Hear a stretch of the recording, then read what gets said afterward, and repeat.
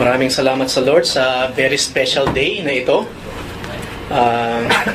Maraming salamat sa Lord sa special singing, sa mga special clappings ng ating mga kamay, sa mga special na pag-awit, pagpapagamit ng ating mga boses para sa ating Lord. Maraming salamat, Lord. Katulad sa pinag-aralan namin kanina, hindi na natin kinakailangan maging bato para matutong umawit. Hindi na natin kinakailangan maging puno para matuto tayong pumalakpak. Yung po kasi sinabi sa Biblia, kung gugustuhin ng Panginoon, maging yung mga bato, pwedeng umawit ng hallelujah sa Kanya, and the trees of the field will clap their hands. At least today, nakita natin na we are all willing, as humans, to sing and clap our hands to the Lord.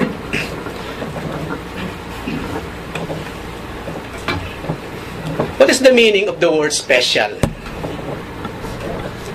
Una po, better, greater, or otherwise different from what is usual. Naalala ko po many years ago, nanalo ang Pilipinas sa national advertisement ng bansa sa pamagitan ng advertisement or commercial na more than the usual. Nanalo tayo doon. Kung hindi nyo alam, no? We won. Kasi maganda yung pagkakapakita nila sa Philippines. At yung mismong concept of more than the usual, that makes the Philippines special. So anyone among you saying wala nang pag-asa ang Pilipinas, you're mistaken. Maybe gusto nyo lumipat sa Somalia. If you're saying wala nang pag-asa ang Pilipinas, lumipat ka na sa Pakistan, sa Bangladesh, sa Iraq, sa Syria. The Philippines is more than the usual. It's special. Okay? It is special. Don't ever say that. Don't ever say that. Pangalawa, ang meaning po ng special, exceptionally good or precious. Pangatlo, belonging specifically to a particular person or place. Kapag akin yan, that's specially for me. At panghuli, designed or organized for a particular person, purpose, or occasion. O wag mong galawin yan, ha? Kay Kuya Kit yan, special yan para sa kanya. Di ba? Doon natin ginagamit yung word na special. At yun po ang pag-uusapan, pag-aaralan natin, ang mensahe ng Panginoon sa araw na ito. Ngayon po ang tanong, what makes something special? At magkakaroon muna tayo ng mga examples. Tatlo lang. Maraming pwedeng example, pero enough na yung tatlo for us to understand. Una po, ang mainit, ang malambot, ang very tender and tasty siopaw. Okay. Siopaw. I believe yung mga nagluluto ng siopaw at mahilig kumain ng siopaw will understand. Ngayon po, nagkaroon ako ng tanong minsan. What makes siopaw special? Kasi merong regular na siopaw at merong special siopaw. Nung marinig ko yun, para akong naintriga. Ako ba nakatikim na ng special siopaw o regular lang lahat? O nakakain na ako ng special, hindi ko lang alam? Ano po ang pinagkaiba ng regular na siopaw sa special siopaw? Sige po, pwedeng sumagot ang sino man sa inyo. May-ari. Depende sa may-ari ng siopaw? Sa akin, special itlog, kuya. Ha? Yung special may itlog. Yung special? Ay, no. Parang nagugutom na yata ako. Ang special yata mas mahal yung special kasi yung pagka-special. Oo nga naman. Madaling malaman yung special mas mahal sa regular. At Irene, ano ba kaibahan ng regular siopaw sa special siopaw? Yung palaman niya sa loob. Oh, okay. So, what's that? Merong, yung pagka sinabi mo, yung iba kasi ang baw. Ah. Yung, Alam, puno siya, puno? puno. Tapos may itlog na pula. Yung bang anipis ng tinapay, palaman ka agad. Hindi yung tipong naubos ng tinapay. Yung palaman, ganun na pala kaliit. So nga naman. Di po ba pusa yung special? Maaring pusa yung special. Special pusa naman yun, syempre. Hindi basta-basta pusa lang. Ngayon po, nag-research ako sa internet. Merong nagsabi na yung pong regular is either bola-bola or asado. Pero yung daw pong special, pinagsama yung bola-bola, yung asado at may itlog. Yun ang special. Diba? Lahat naroon ng mga masasarap. And I believe, may kanya-kanyang mga estilo ng siopaw. No, may iba, siopaw na ang palaman na tinapa, you know. Or siomay. Yung siomay nilagay sa loob ng siopaw, okay, double, special. So, sa siopaw may special eh. Merong regular, merong special. Sa government, ganun din eh. Kung gusto mo mapabilis yung processing ng papel mo, special eh. Di ba? Sa airport na nga lang dito eh. Gusto mong special ka, sa unahan ka kaagad, yung nga, magbibigay ka ng 20 reals. No? Noong una kinwestiyon ko yun eh, yung pala talagang sistema nila yon. What to do. Hindi lamang sa pagkain, sa ano pa mang mga bagay. Halimbawa, sa mga family heirloom. Yung mga pinasapasa mga gamit. Oh, ingatan mo yung suklay na yan, galing pa sa sa lola mo sa talampakan yan, ha? No? Ingatan mo yan. Yung mga lalagyanan ng mga makeup, ng mga alahas, na lumang-luma na, yung lamesang antique, yung nara, naalala ko noon, meron kami noon eh, nagpasa-pasahan. Buhay pa! Yung mga bagong mabibili mo ngayon sa SM, konting bahalang, patay eh, bagsak. Yung mga nara, buhay pa hanggang ngayon. Pipiliin mo na lang talagang iisang tabi para iba magamit mo eh. Kasi hindi lamang sa matibay siya, kapag kumakain ka doon, naalala mo minsan lulo ni Lola, yung luto ni Lola, no? Merong something sa family, meron siyang significance sa pamilya. Kung meron kang relo, pinasa sa'yo ng lolo mo, no? Cellphone.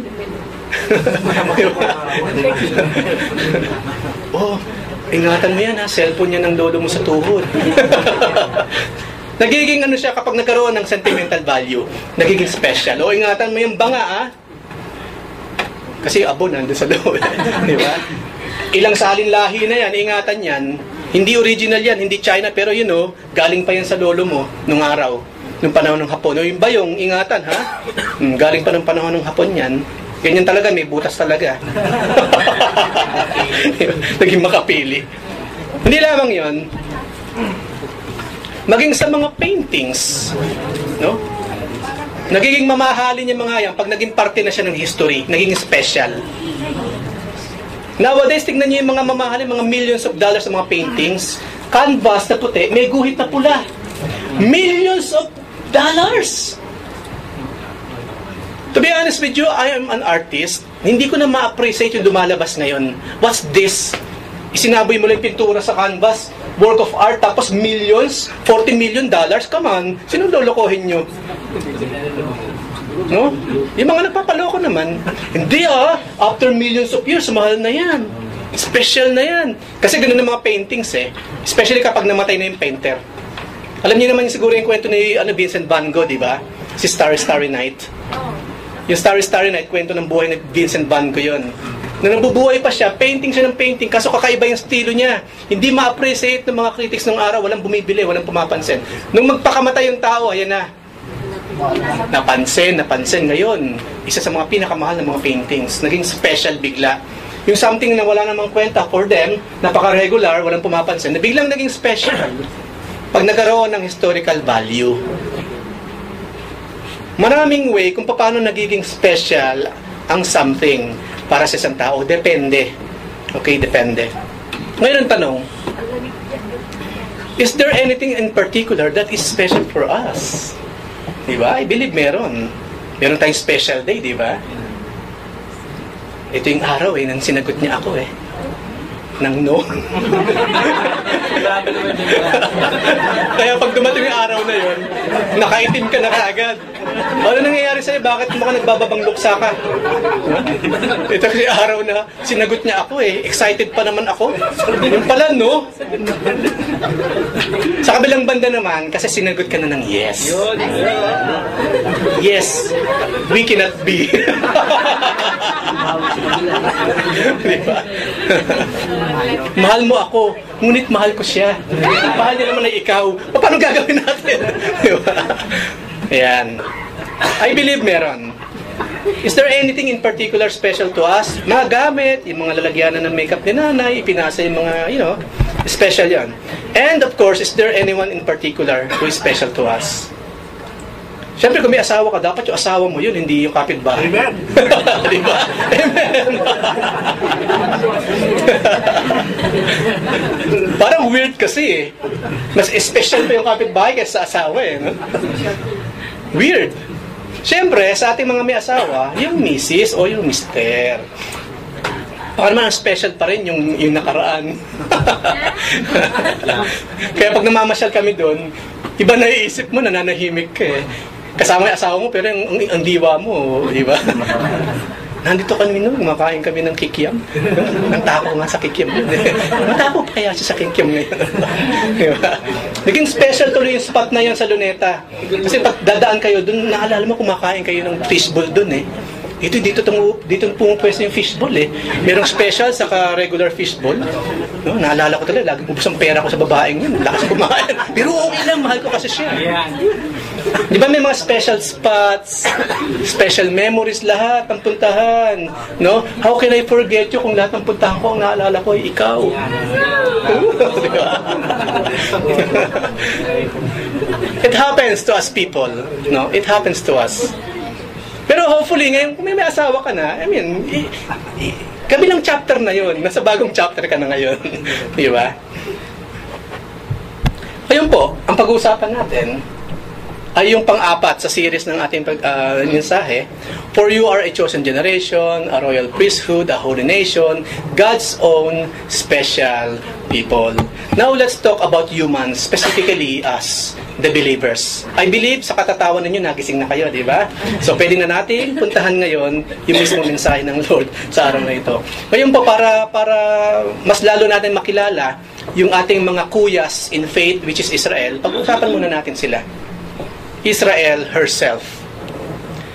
Israel is just one of the many ancient nations. More nations were better than Israel in terms of prosperity, power, and civilizations, katulad ng Mesopotamia sa Egypt. Nagsisimula pa lang sila by that time, if you will remember. Di ba? Dumami lang naman sila, nasa Egypt na sila. Ibig sabihin, ang Egypt by that time talagang grand. Namamayagpag ng Egypt. Namamayagpag na ang maraming nations. Pero ang kaibahan po ng Israel, God declared Israel special to Him. Kasi may mga nagtatanong minsan sa mga pag-aaral, sa mga Bible studies, Kuya, bakit Israel? Pilipinas ba? Hindi pa naman nag-i-exist sa Pilipinas by that time. Kailan lang naman nagsimula ang Pilipinas, di ba? Nung dumating si Magellan. Yung mga Espanyol din, yung mga Ita, nahaluan ng mga Malay, mga Indonesian, sa halo-halo na, naging Philippines. Halos kasabay nga lang natin ng United States na nabuo. Maalala ninyo. Halos kasabay lang. Bakit hindi Spain? Noong panahon ni Paul kasi meron ng Spain. Napaka-ancient ng lugar na yan. Wala pang France. Gaul pa lang yun ng araw. No? Yung Spain nag-exist na bago pa yung mga nations, mga Germanic tribes. Puro barbarians lahat yan. Kaya nung Dark Ages nga, doon pa lang unti-unti nagkaroon ng kingdom sa mga yan nung bumagsak ang Roman Empire. Pero ang Spain nag-exist na panahon pa lamang ni Paul. Why not Spain? Why not Mesopotamia? Why not? Sila ang pinili ng Diyos Yun lang naman ang reason nun. Pinili kasi sila ng Diyos. Alam na natin, sa nakaraan nating mga pinag-aralan, God's ways are higher than ours. The way He thinks is totally different than us. No? At maraming salamat na lang ganun siya. Kasi kung ang Diyos kung mag-isip katulad natin, who will choose you? Who will choose me? Bakit ko siya pipiliin? No one. Ang pipiliin ko, yung mga mayayaman, yung mga royals. Pero maraming salamat, ang Diyos hindi ganun. Not like us. That's why we are here. Pinili tayo ng Lord. Deuteronomy 7:6, ang sabi ng Lord, For you are a holy people to the Lord your God. Sasabi ng propeta ng ating Panginoon, The Lord your God has chosen you to be a people for His own possession, out of all the people who are on the face of the earth. Hindi ba ang sarap ng feeling na dinami-dami ikaw ang napili? No? Parang sa classroom lang yan Merong tanong yung teacher, ang dami na may estudyante, ikaw ang pinili.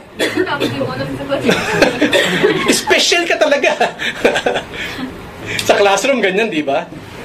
Talagang nagiging baka biglang tawagin yung teacher kasi napaka-random kung tumawag ng sasagot Ako, aminin ko po. No? Aminin ko, takot ako noon pag ganyan, pag may question. Minsan lang yata ako nagtaas ng kamay na may I go out Kaya, Ma'am, ano po uli ang tanong? Di ba? Pero ang Israel, out of nothing, among those nations, basta sila ang pinili ng ating Lord. Isaiah 43:10-11, "You are my witnesses, declares the Lord, and my servant whom I have chosen, in order that you may know and believe me, and understand that I am He," yung Diyos. "Before me, there was no God formed." Ang linaw, ano? Before me, there was no God formed. Wala nang iba pang Diyos. Not saying na ang Diyos formed. Of course not. Pero ang ibig sabihin ng Panginoon, I am alone as God. Wala nang iba pa. And there will be none after me. Wala nang ibang Diyos noon, at wala nang ibang Diyos in the future. Even I am the Lord, and there is no Savior beside me. And we know who's the Savior, right? The Lord Jesus Christ. Kanina napag-usapan po namin, kaya kinakailangan yung talagang may birthday sa Christmas ang ating focus, kasi siya yung talagang reason for the season. Wag siyang matakpan ng popular culture. Wag siyang matakpan ng anything material. Even though we can enjoy these things, why not? Pero wag na mawala sa focus ang Lord. Because He is God in the flesh. And we know kung paano nalulungkot ang Panginoon kapag merong ibang umaagaw sa ating atensyon. Because there's no one else. There's no one else beside Him. Hindi lamang po yun, Ezekiel 5:5, "This is Jerusalem. I have set her at the center of the nations, with lands around her." Ang Diyos ang gumawa nun. Jerusalem ang sentro. Nandun yung templo ng ating Panginoon. Kaya nga ng panahon ni Daniel, kung maalala po ninyo, kapag nag-pray si Daniel, bubuksan yung bintana, nakaharap siya sa Jerusalem. And you know what? Even Islam, basahin ninyo yung history ng Islam, bago sila humarap dun sa Makkah, dun sa The Cube, yun naman ibig sabihin kasi nung Kaaba, Cube.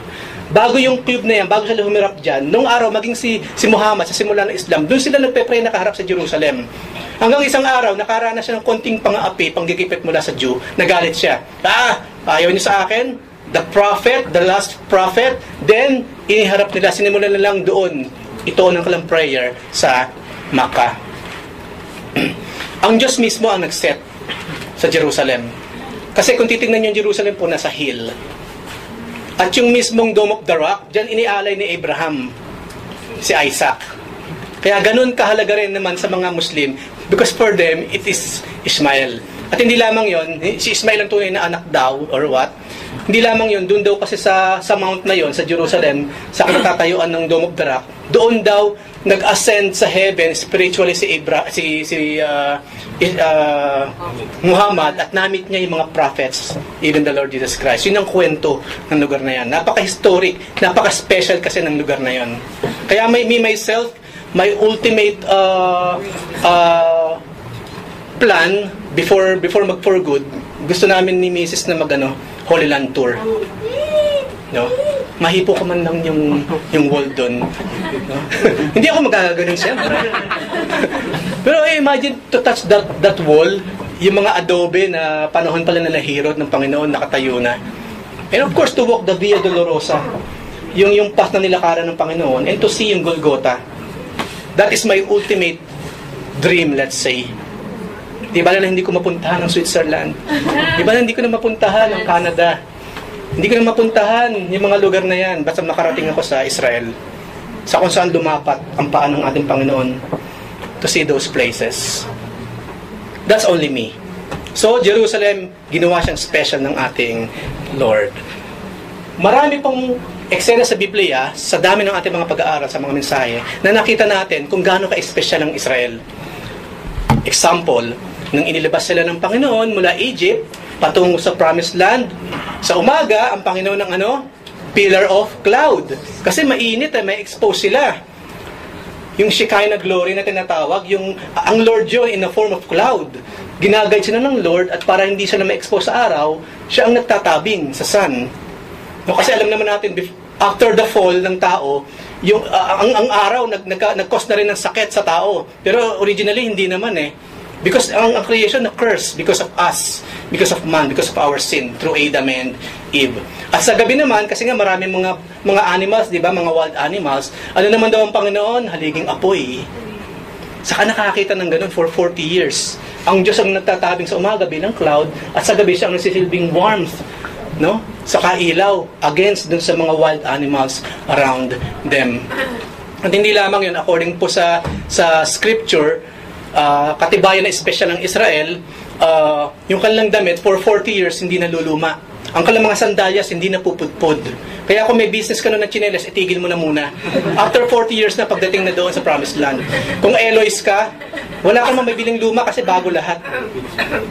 Ganun ka-wonderful, ganun ka-special ng Israel, mga kapatid. And I do believe, one way or the other, ginagawa ng Lord sa atin yan. Na ano man yung binibigay sa atin ng Panginoon, pinoprotektahan niya.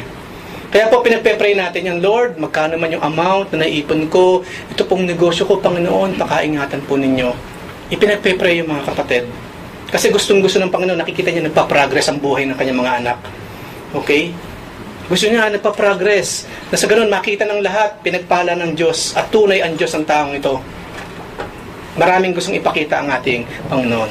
Yung nga lamang po, hindi naman lagi ang Israel, alam na natin to, laging masunurin. Kung tutusin, mas marami yata yung pagkakataong sila, hindi masunurin eh. Minsan-minsan lang halos naging masunurin. Naging hindi masunurin most of the time. So the only time Israel's uniqueness and specialty dwindles for a time is when she commits sin against God. Maraming klaseng sin na kinukumit ang Israel noong unang panahon. Sa kabila ng nakikita nila ang Diyos through the cloud sa umaga at haliging apoy sa gabi, hindi lamang yun, tumawid sila sa dagat na tuyo. Hindi lamang yun. Kasi nung nasa ilang sila, bilang parusa ng Panginoon, maraming natutuklaw ng ahas, namamatay, at titigas kasi ng ulo eh. So ang ginawa ng Panginoon, yung mga sige ganito, gumawa ka ng rebuto ng ahas. Na kapag mayroong mga tinuklaw ng ahas, mamamatay, kapag tumingin sila dun sa pole, na mayroong image ng ahas, mabubuhay sila. Kaya maalaala ninyo, mapapasin ninyo yung logo ng mga ng mga pharmacy. 'Di ba? Ahas. Kinuha yun sa Bible. Yung nga lang, dumating ang time, sinamba na nila yung image ng ahas. Kaya ang Panginoon na rin na nagpawasak. Wasakin na yan. Kasi ang foreshadow kasi yun, nung gagawin ni Jesus Christ, na each time tumitingin tayo sa cross of Christ, magkakaroon tayo ng kagalingan sa ating mga kaluluwa. All of those things po, mga kapatid, happened because of Jesus Christ in the future. Those things in the past are just shadows ng mga kaganapan in the future, which is pinaka-eminent sa lahat, pinakamahalaga sa lahat, the Lord Jesus Christ. Kaya kung papansinin po ninyo, lahat ng meron sa New Testament, maire-relate mo sa nangyayari sa Old Testament. But the real thing is, yung mga nasa New Testament, because of Jesus Christ. So lahat ng pawang nangyari sa Old Testament, may kinalaman sa mangyayari na kaganapan in the future. Kasama nga po yun. Yun ang failure ng mga tao eh.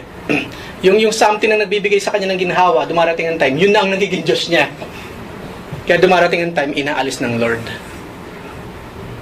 Hindi design ng Panginoon na kapag itinayo yung image na may ahas, at kapag tumingin ka, hindi ka mamamatay sa tuklaw ng ahas. Hindi niya design for it to be permanent. Para yung faith mapunta na sa bagay na yon. Pero bilang failure natin mga tao, ganun ang nangyayari sa atin. We ask for, let's say, something sa Panginoon, na ibigay ng Panginoon, lahat na ng time natin napunta dun, na wala na ang Diyos. Kapatid, tatanggalin ng Lord yan. Bakit ahaya ng Panginoon mayroong humahad lang sa'yo para makadiretsa ka sa Kanya? Bakit ahaya ng Panginoon na may humaharang sa relasyon mo sa Kanya? Siyempre, tatanggalin niya. Normal lang naman yan. Katulad sa mga mag-sweethearts. Diba? Sa mga mag-asawa, if there is something between you na nagiging dahilan kung bakit kayo nagkaka-problema, hindi ba pag-usapan ninyo, maganda siguro itigil natin yan, matanggalin natin yan sa buhay natin. Kasi yung relationship natin apektado eh. Wow, paano lalo na sa Diyos. Ganun din po mga kapatid. Basahin ko sa inyo isa lamang sa maraming ginawang kamalian ng Israel kung bakit sila, for the meantime, nagiging regular sa mata ng tao. 2 Kings 17:6-8. In the 9th year of Hoshea, the king of Assyria captured Samaria, and he carried the Israelites away to Assyria and placed them in Hala and on the Habor, the river of Gozan, and in the cities of the Medes. Verse 7, bakit nangyari yun? Bakit nandun ang Israel? And this occurred because the people of Israel had sinned against the Lord their God, who had brought them up out of the land of Egypt, from under the hand of Pharaoh, king of Egypt, and had feared other gods and walked in the customs of the nations. Dito nagkakaroon ng problema. Kapag nagkaroon na sila ng fear sa other gods and walked in the customs of the nations, whom the Lord drove out before the people of Israel, and in the customs that the kings of Israel had practiced. Nawawala ang kanilang ng ningning kapag sila humahalo. Kapag yung ginagawa ng mga pagans, sinimulan lang gawin, nawawala ang ningning ng Israel. Mga kapatid, Israel was chosen to be the light bearer ng mga panahon na yon. Ginamit sila ng Panginoon for God to show His power, His mercy, His greatness through these people para makita ng people around them. They were the light bearer. Kung paano tayo sinabi ng Panginoon, you are the light of the world. Ang Israel by that time, sa madilim na mundo na punong-puno ng paganism, mga Diyos-Diyosan, mga demonic interferences, ang Israel, ang may dalang ilaw. Dali nila ang katotohanan at sumasakit nila ang tunay na Diyos. At kapag nagsimula silang gawin yung ginagawa ng mga unbelievers, doon na nila nagkakaroon ng problema. Nagagalit ang Lord. Kasi paano ka pa magiging special kung yung ginagawa mo, yung mismong ginagawa ng mga regulars? Hindi ba, konting common sense? Bumili ka ng siopaw, special daw. Pagbili mo, paano kayo na iba pa? Nung buksan ko yung doon, pareho lang eh. Paano naging special to? Yung presyo nga po, presyo. Mas mahal kasi. Right? Pero hindi ka tanggap-tanggap eh. Ano naging special tapos same-same? Pareho lang? Ganun din na Israel. Hindi kasi pwede eh. Special sila eh. So everything about them must be special. Must be unique. Ngayon po, yun ang Israel. Pag-usapan po naman natin, let's go back to the future. The church. Us. All of us. Israel is a sort of foreshadow of the church herself.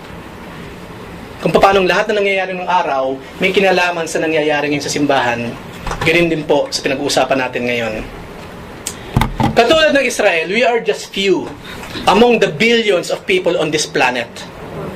Other people are better than us in terms of power, prosperity, achievements, capability, and significance. Marami pong mas mabait sa atin, mga kapatid. To be honest with you. Unbelievers, pero ang babait. Maraming mas generous sa atin, mga kapatid. Unbelievers, pero napaka-generous. Hindi maramot. Maraming mas mayaman sa atin. Maraming mas makapangyarihan sa atin. Mas maraming taong may kinalaman, pinakikinggan ng mundo kaysa sa atin. No? That is the truth. We are super regular sa mata nila. Pero you know what? God declared us special to Him. Maaring sa mata ng mundo, we are nothing. Nandyan ka o wala ka naman eh. Walang epekto sa akin. Pero hindi sa Diyos. No, hindi sa Diyos. Kaya nga lagi nagpapaalala ang Lord sa atin eh. Kapag tayo nagkukulang, nawawala, let's say, because we matter to Him. Masarap ba yung namimiss ka kapag nawala ka? Sino sa atin yung gusto kapag nawala ka na isang taon, parang wala lang. No? Walang nangumusta, parang walang nangyari ba?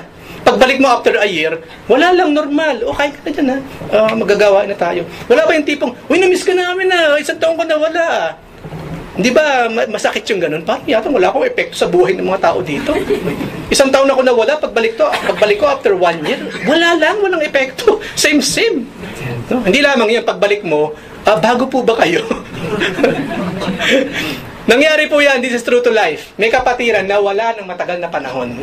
Eh di bumalik siya. Pagbalik niya, marami ng bago. Yung mga bago nagpapagamit na. Eh di nung dumating siya ngayon, ano po ba pangalan ninyo? Bago siya ngayon, doon sa mga dinatnan niya. Nakakaya o hindi? Nakakahiya yun, kapatid. Nakakahiya yun. To be honest with you. Ang tagal mo sa simbahan at matagal ka rin na pagbalik mo, ikaw ang bago ngayon. At yung mga wala, nung umalis ka, sila ngayon na nandun sa posisyon. True to life. Tawanan kami. No? Pero at the same time, it reminded us, oo nga naman, mahirap yung walang significance sa anumang klase ng grupo. Especially on the church. Dapat tayong tipong kapag nawala ka, nararamdaman ng lahat. Kasi po, kapag tayo nawala sa kalagitnaan at parang walang nangyari, don't blame the people. Blame yourself. Wala talaga, ibig sabihin, wala ka talagang ginagawa for the church. Masabi nga nila, di ba? Sabi ni Kennedy, don't ask the government kung ano magagawa ng government for you. But, kung ano magagawa mo para sa nation. Ganun din naman sa church. Don't ask the church kung ano magagawa ba ng simbahan ito para sa akin. Hindi. Ano po ba ang magagawa ko para sa simbahan na ito? Then you will be significant. Kapag nawala ka kahit isang Friday, hahanapin ka. Ang Lord po kasi naghahanap siya. Si Adam nga, di ba? Nasaan ang aking anak? Adam, nasaan ka? No? Kasi hindi lang nakita, of course, alam ng Lord kung nasaan siya. Tinetest lang niya sa Adam. Pero wala doon sa same spot. Si Adam. Wala siya doon sa normal niyang ginagawa that day. Wala siya. So sabi ng Panginoon, nasaan ka? Nasaan ka, Adan? Naghahanap po ang ating Panginoon. Malaking bagay. Because we are special. Pero huwag kayong mag-alala, lahat po dito hinahanap. Kahit yung mga bago. No? Because hindi naman po yung standard ng tao ginagamit natin. Yung standard ng Lord. Mahalaga sa Panginoon ng bawat isa. Bago man o matagal na sa gawain. Because we are special. Ang kagandahan, God declared us special to Him. At yan po yung umbrella scripture natin, 1 Peter 2:9-10. But you are a chosen generation, a royal priesthood, a holy nation, His own special people. Why? That you may proclaim the praises of Him who called you out of darkness into His marvelous light, who once were not a people, but are now the people of God, who has not obtained mercy, but now obtained mercy. Nakita natin yung black and white differences? Yung pong meaning ng church, ecclesia. People called out from dark to light. Yun ang meaning ng church. At definitely, I believe, madali pong i-imagine, malaki ang difference nung dating nasa dilim, nung ngayon ay nasa liwanag na. I believe it's so obvious kung anong pagkakaiba. Dark nga tapos light. Evil nga tapos good. I believe napaka-obvious na kaibahan. At maging obvious yun dapat sa ating mga buhay. It must be obvious. Yung nga lang, kung mahilig tayo makipag-mingle sa kadiliman, then what's that? Kailangan ng obvious kasi yung difference, yung pagiging special. Dapat obvious yun. Kung hindi obvious, at after many years, nagulat pa sila na malaman lang born again ka, ibig sabihin, hindi obvious sa buhay mo ang pagiging Kristiyano. Di ba kadalasan natin nag-uusapan yon? No? Ang tagal mo nang kasama sa kwarto, biglang may nag-invite sa kanya sa church, pumunta naman. Ikaw naman, pagdala mo sa church mo, yung palang kapatiran sa church mo, ang nag-invite sa kanya, nung makita kayo dun sa church mismo, nagulat pa siya. Born again ka pala. Ang tagal na natin magkasama sa kwarto. Nakakahiya yan, mga kapatid. Ibig sabihin, hindi obvious. Kristiyano ka lang sa loob ng church, paglabas mo, hindi na. Dapat obvious ang pagiging Kristiyano. Dapat obvious, mga kapatid. Yun ang naging reason, yun ang way kasi para makita yung pagiging special, uniqueness natin, kaibahan natin sa world, sa mga unbelievers. Matthew 10:29-31. What is the price of 2 sparrows? 1 copper coin? But not a single sparrow can fall to the ground without your Father knowing it. God really cares. And the very hairs on your head are all numbered. Alam ng Diyos ang lahat, walang nalilingit sa Kanya. So don't be afraid, ang sabi sa atin ng Lord. You are more valuable to God than a whole flock of sparrows. Kung yung sparrow nga, nagkikare ang Lord sa kanila, how much sa atin? At hindi lamang yon. To think na bilang ng Diyos ang buhok natin, gano'n karami nalalagas everyday. He know the number. Ibig sabihin, God really cares for us. Alam niya ang lahat patungkol sa atin. Di ba ang question nga natin noong nakaraan, sino sa atin dito bilang mo yung buhok ng asawa mo? Kung gawing challenge yung mga babae pa naman ang hilig mong challenge, sige nga kung talaga mahal mo ako, ano suot ko? Nung sagutin kita, anong kulay ng medyas na suot ko? Minsan mga babae, ganyan ko magtanong mga lalaki, hindi ko matawag. Minsan pa naman ganun sila kung magtanong kung mang-challenge. Kung anong kulay nung suot niya, no? Anong jeep yung sinakyan natin? Malagay niya or saraw? Minsan ganun eh.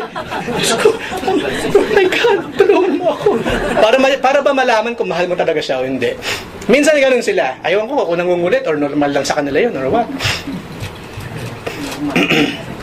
Pero you know what? Ang Lord alam niya, bilang niya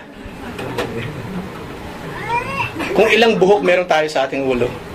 Ganyan na tayo kamahal. Imagine yung concern, yung pansin na ibinibigay niya sa atin for Him to count the hair. So then again, yung mga mag-asawa, hindi natin ginagawa yun eh. Hindi. Pero ang Lord ginagawa niya. No? Kasi love na love tayo ng Lord. God loves us so much. We are very, very special to Him. 1 John 3:1-2.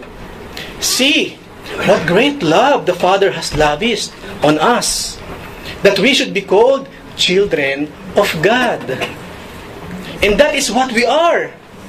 Dapat pag binabasa nyo scripture, lagyan nyo ng mga expression, mga kapatid. See what great love the Father has lavished on us. Hindi! Lagyan mo ng puso ang pagbabasa. Kaya nga meron exclamation, meron tuldok, may comma, may question mark. Para may convey natin with our heart na parang ang Diyos na rin ang nagsasalita. Parang si Paul na rin ang nagsasalita. Ulitin natin. See, what great love the Father has lavished on us, that we should be called children of God. And that is what we are. The reason the world does not know us is that it did not know Him. Dear friends, now we are children of God, and what we will be has not yet been made known. But we know that when Christ appears, we shall be like Him. For we shall see Him as He is. Next time na makikita natin ang Panginoon, especially ng mga taong nabuhay nung araw, mga apostles, yung mga nakakita sa physical form ng Panginoon, next time na makikita lang ang Panginoon sa original ng niyang wangis. Hindi man natin nakita yung itsura ng Lord in the flesh, ang mahalaga makikita natin siya sa totoong itsura niya. That flesh na nakita natin, na ginamit ng Panginoon, hindi yun ang original na wangis ng Diyos. Diyos siya. Nothing is, walang katulad ng Diyos. Nothing compares. Pero pagdating daw natin doon, we will see ang Panginoon sa original niyang wangis. And that makes me so excited. Yung naiisip nating mga drawing, yung mga na-embed sa utak natin itsura ni Jesus, yung kagwapo-gwapo na meron pang cleft chin na ganyan, pati ilong may cleft nose or what? Hindi yan. Hindi yan ang mukha ng Lord. That's why me when I pray, hindi ako nag-iisip ng itsura. Ang isip ko, light. A very big light shining on me. Pero nung una po ako maging Kristiyano, kapag nagpe-pray, hindi ko maiwasan pag pinikit ko si Robert Powell na nakikita. Kung hindi man si Robert Powell, yung all-seeing, yung Jesus Christ na kahit saan ka magpunta, nakatingin sa yung ganyan. Pero napag-aaralan siya. Napag-aaralan. So Lord, hindi yun na itsura mo, kaya pag ako nagpikit ng mata, tinitignan ko, throne in heaven. Nakabukas na langit, merong liwanag, and there is a throne. And I know that is the Lord. And one day we will see Him face to face. No? We will see Him face to face. Ganun tayo ka-special sa Panginoon. He lavished us. Yung mga unbelievers, they will not see heaven. They will not enter it. They will not see God face to face. But us, yes, we will. Dapat sa thought na yun, we are really excited. Me, myself, each time iniisip ko na I am really, really excited, mga kapatid. That's why I'm ready to go anytime. No, alam ng Lord yun. I am ready to go anytime. Nothing else matters, mga kapatid. When it comes to seeing the face of the Lord, nothing else matters. Huwag muna, Lord, may binabayaran pa ako. Nothing else matters. Huwag muna, Lord, kasi maliliit pa yung mga bata. Nothing else matters. What matters most for me to see the face of my God. Yun yung mismo sinabi ni David. Lord, hindi ko na kinakailangan makita ang gawa ng inyong mga kamay. Ang nais ko na lamang makita ang kagandahan ng inyong mukha. Dumating na si David sa point, kahit hindi mo ako pagalingin sa sakit ko, Lord, healer ka pa rin. Kahit hindi mo ibigay yung pangangailangan ko physically, provider ka pa rin, Lord. Dapat dumadating na tayo sa ganyang klase ng pananampalataya sa tagal ng pagiging Kristiyano natin. May gawin ang Diyos o wala, Diyos siya ng buhay natin. Iligtas tayo o hindi sa apoy, Diyos siya ng buhay natin. Malunod tayo o hindi, Diyos siya ng buhay natin. Yun ang faith na tinatawag. Hindi tayo nagkakaroon ng faith kapag may ginagawang pabor ang Diyos sa atin. Hindi lang doon. Especially kahit wala siyang ginagawa, Panginoon, maraming salamat. That is faith. That is faith. At dapat lang because we are special. Yun na ni-expect ng Panginoon mula sa atin.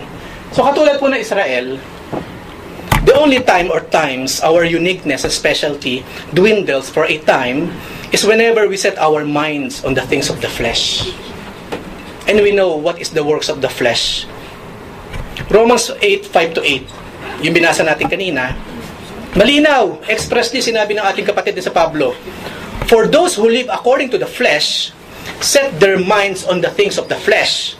But those who live according to the Spirit, set their minds on the things of the Spirit. For to set the mind on the flesh is death. Wala nang iba pa. But to set the mind on the Spirit is life and peace. Black and white. Walang gray area. Black and white. For the mind that is set on the flesh is hostile to God. Against nga ang laman sa Diyos. For it does not submit to God's law. Indeed, it cannot. Kahit pilitin mo na mag-serve sa Panginoon in the flesh, you cannot. Kaya nga you must serve the Lord in the Spirit. You must worship the Lord in spirit and in truth. This flesh, no, it cannot. Anti-God ito, yung kinalalagyan ng ating mga kaluluwa. Lust of the eyes, lust of the flesh, and the pride of life. This is a vessel of death. Si Pablo hindi makapaghintay, hindi makapaghintay, makawala dito sa body of death na ito. Kaso sabi niya, pero kung loloobin pa ninyo, Panginoon, mabuhay pa ako. To serve you, so be it, Panginoon, maghihintay pa ako.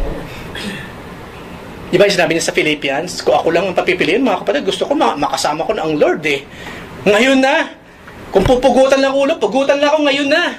No? Pero sabi niya, gayon pa man, kung to live is Christ pa rin, ang gusto ng Panginoon sa akin, mabuhay pa to serve Him on this planet, okay pa rin. Okay pa rin. Kaya nga sabi rin niya, kaya nga mamatay man or mabuhay, we are the Lord's. We are the Lord's. For the mind that is set on the flesh is hostile to God, for it does not submit to God's law. Indeed, it cannot. Those who are in the flesh cannot please God. Period. Paano yung kuya, nasa flesh pa nga tayo, we cannot please God? Hindi na ibig sabihin nun. Yes, we are now in the flesh. Ibig sabihin, that mamuhay tayo in the Spirit. Kaya nga mayroong Holy Spirit na binigay ang Panginoon sa atin. At alam natin siya nga ang bunga nun Okay, gamitin siya. Then we can please our Lord. I believe, hindi madali na wag mahulog sa gawa ng laman. But then again, since we are special to the Lord, wala naman imposible sa Kanya, we can always cry for help. Katulad ni Paul, oh, how wretched I am. Wala akong kwenta talaga, sabi ni Paul. Yung mga dapat kong gawin, hindi ko magawa. Yung mga hindi ko dapat gawin, yun ang ginagawa ko. Oo, Panginoon, hanggang kailan pa ako mananatili sa wretched, sa body of sin na ito? Hanggang kailan pa? Pero sabi niya, pero maraming salamat, Panginoon. You saved me. You loved me. So there will be a constant struggle sa buhay ng isang Kristiyano. The flesh and the spirit. Hindi po nakakapagtaka yun. Maganda nga kung merong struggle sa buhay natin. Kung merong naglalaban sa loob. Tama yan, kapatid. Ibig sabihin, meron kasing espiritong nasa iyo. Pero kung ikaw yung todo pasa lang sa gusto ng mundo at wala ka man lang ka-struggle, then, lagi kong challenge, maybe you should go back to the evangelism. Kahit ilang taon ka ng Kristiyano, ika mo, and yet walang struggle sa paggawa ng mga fleshly things, go back to evangelism. Maybe you miss something there. We miss something there. Hindi naman po kalugihan kung babalik tayo sa evangelism, mga kapatid. Remember, naliligtas ang kaluluwa through evangelism. Hindi po sa mga malalalim na doktrina. No. Kaya po yung mga doctrinal issues, yung mga malalalim, okay, fine. Ito ang sayo, itong sa akin. Pero, so what? Ang mahalaga evangelism. Evangelism ang nagliligtas. Hindi yung mga malalalim na doktrinang yan. They will follow, yes. Okay? Pero ang pinakamahalaga, evangelism. Yung basic truth about our Lord Jesus Christ and His power over sin. Panghuli po, thoughts to ponder. Christians are unique because of the unique one we are following. And that is Jesus Christ. Yung mga sumusunod kay Buddha, hindi unique yun, regular yun. Hindi sila special. Kay Muhammad, ganun din. Any other religion, they are not really special. They are the regular ones. Regular ng kamunduhan, ng sistema ng mundo. We are the unique ones. We are the special ones. Because we are following the unique one, the only one God, the only one true God, and that is the Lord Jesus Christ. Okay, so isipin natin yan, each time na tayo tinatrato ng tao na parang trapo. Halimbawa, naririnig natin sa boss natin, umalis ka, 100 Bangladesh ang pwedeng pumalit sa'yo. Yung bang para kang walang nagawang maganda sa trabaho, okay lang yun. Special tayo sa Lord. No? Kung hindi ka pinapakita ng special, ng konti man lang pansin ng kapwa mo tao, okay lang yun. No? Special naman tayo sa Lord. Kung sa opisina, sila lang nag-celebrate ng mga birthdays, kayo hindi, okay lang yun. Special tayo sa Lord. Kung sila lang nakakatanggap ng bonus, ikaw hindi, okay lang yun. No? Special tayo sa Lord. Ang Lord ang magbibigay ng bonus sa atin. Siya naman ang boss ng mga boss King of Kings, Lord of Lords. So, hindi lamang yun. Yung top na langit, ang punta mo, langit, hindi ka man sinasabing, iisip po, pupunta sa impyerno, bawi ka na kaagad. Bawi na kaagad tayo. Yun na nga lang secure ng kaluluwa natin, bawi na tayo kaagad, mga kapatid. Yun na nga lang sinabi sa Biblia, I will never leave you nor forsake you. Bawi na tayo kaagad doon. That my God shall supply all of my needs according to His riches. Bawi na kaagad tayo doon, mga kapatid. That I can do all things through Christ who strengthens me. Bawi na kaagad tayo doon, mga kapatid. That greater is He who is in me than He is in the world. Bawi na kaagad tayo. If God is with us, who can be against us? Bawi na kaagad tayo sa lahat ng pwede nating harapin problema sa buhay na ito. Bawi na lahat yan. Tapos na ang lahat. It is finished, sabi ng Lord. The Christian's goal is to be Christ-like. We must be Christ-like. Kaya nga Christians little Christs. Christ-like in what? Christ-like in words. Christ-like in actions. Christ-like in means or mga kapamaraanan. Christ-like in humility. Christ-like in judgment. Christ-like in wisdom. And of course, Christ-like in love. Maraming klaseng pagpapakita ng pagmamahal. Pero the most perfect show of love and concept of love ay yung love ng Lord sa atin. That is the kind of love na dapat natin gayahin. At hindi lamang yan, panghuli, Christ-like in anger. Marunong pong magalit ang Diyos. At hindi naman po kasalanang tayo man ay marunong din magalit. Basta't yung galit po natin, kasang-ayon din sa pattern o example na iniwan ng ating Panginoong Hesukristo. So remember, mga kapatid, we are special. Just remember what I said. Bawi na po lahat yan. Bawi na lahat yan. Eyes have not seen or ears have heard yung pang mga ibibigay ng Panginoon sa atin. Let's just do our part as Christians. Ibibigay ng Lord lahat yan. He knows what to do. He knows what to do. We are covered, totally covered by God's love. Wala nang pinakapanalong tao sa balat ng lupa kundi ang mga Kristiyano. God will prove that. Maring dumarating ng time because of the enemy around, the enemy within, and the enemy without, sinasabing hindi ka special, wala naman talagang Diyos, at hindi ka naman talaga niya love. God will prove that. Ipapakita niya yan out of the blue. And we will say, Lord, thank you very much that we are special to you. Tayong lahat tayo muko, tayo manalangin. Lord, maraming salamat. How can we express yung aming gratitude sa idineclare ninyo na pagmamahal sa amin, sa idineclare ninyong special para sa amin? Maraming salamat, Lord, dahil marami kaming ina-enjoy sa buhay na hindi man lang namin pinag-pray. And yet you gave them to us. Marami kaming hindi pinag-pray pero ini-enjoy namin ngayon because automatically binibigay mo sa amin. Lord, maraming salamat po dahil there will be more to come. Patutunayan mo pa sa amin, Panginoon, how special we are sa inyo.